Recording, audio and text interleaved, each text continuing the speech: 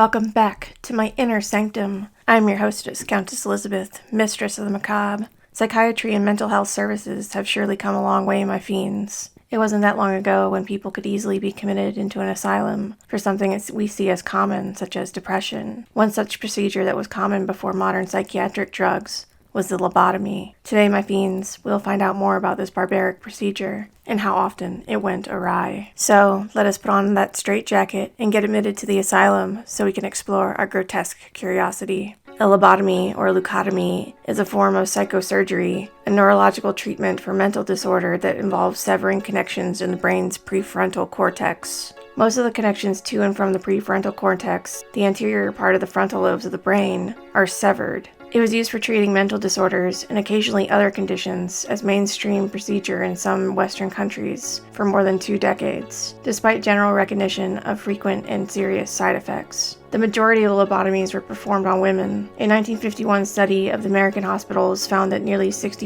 of lobotomy patients were women. Some patients improved in some ways after the operation, but complications and impairments, sometimes severe, were frequent. The procedure was controversial from its initial use, in part due to the balance between benefits and risk. The first lobotomy was performed on November 12, 1935, at the Hospital Santa Marta in Lisbon by Egas Moniz, a Portuguese neurologist. The initial patients selected for the operation were provided by the medical director of Lisbon's Miguel Bombarda Mental Hospital. As Moniz lacked training in neurosurgery and his hands were crippled from gout, the procedure was performed under general anesthetic by Pedro Almeida Lima, who had previously assisted Moniz with his research on cerebral angiography. The intention was to remove some of the long fibers that connected the frontal lobes to the major brain centers. After the first operation was complete, Moniz considered it a success, and observing the patient's depression had been relieved, he declared her cured, although she was never in fact discharged from a mental hospital. The practice was transformed by Walter Friedman with his discovery of a technique known as the transorbital lobotomy. Prefrontal lobotomies still required drilling holes in the skull, so surgery had to be performed in an operating room by trained neurosurgeons. Walter Friedman believed this surgery would be unavailable to those he saw needing it the most. Patients in state mental hospitals that had no operating rooms, surgeons, or anesthesia, and limited budgets. Freeman wanted to simplify the procedure so it could be carried out by psychiatrists in psychiatric hospitals. In 1945, Freeman took an ice pick from his own kitchen and began testing the idea on grapefruit and cadavers.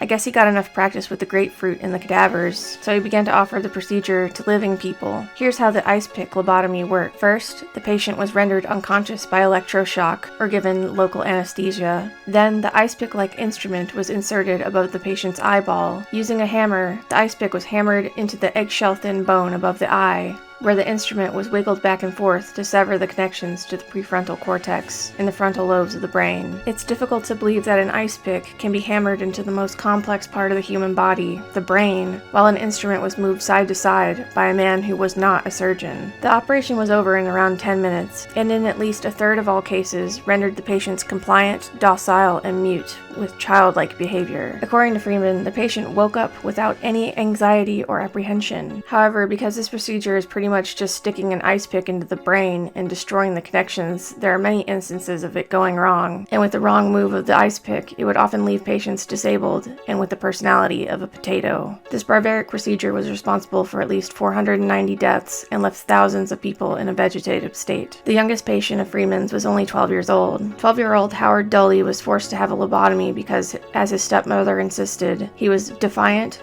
daydreamed, and even objected to going to bed. In other words, he was a typical 12-year-old. He was taken to several doctors, who all concluded that Howard was just normal, but his stepmother took him to Freeman, who suggested the boy undergo a lobotomy. Freeman wrote in his diary about Howard in November 1960, "I explained to Miss Dully that the family should consider the possibility of changing Howard's personality by means of transorbital lobotomy. Mrs. Dully said it was up to her husband and that I would have to talk to him to make it stick." He writes again on January 4th, 1961, following the 12-year-old boy's lobotomy. "I told Howard what I'd done to him, and he took it without a quiver. He just sits silently, grinning most of the time and offering nothing." In 2005, when Howard was 56, he went on national public radio to talk about his procedure. He says, "I have no memory of the operation, and I've never had the courage to ask my family about it." A famous example of a lobotomy gone wrong is the case of Rosemary Kennedy. According to medical historian Dr. Lindsay Fitzharris, Rosemary was said to be a rebellious child who experienced occasional mood swings. In November 1941, her father took her to see Freeman, who by then was famous. Freeman diagnosed 23-year-old Rosemary with agitated depression and suggested she undergo a lobotomy to correct her erratic behavior. Freeman performed the operation right then and there on Rosemary without her mother's knowledge. Shortly afterwards, it became clear that something had gone terribly wrong. Rosemary could no longer speak, and her mental capacity was that of a toddler. Her father institutionalized her, telling people that his daughter was mentally disabled rather than admitting that her condition was due to a failed brain operation. It was only after his death, decades later, that the truth behind her condition was revealed. Rosemary never did recover her ability to speak coherently, and remained in care until her death in 2005, at the age of 86. In the United States, approximately 40,000 people were lobotomized. In England, 17,000 lobotomies were performed. And the 3 Nordic countries, Denmark, Norway, and Sweden,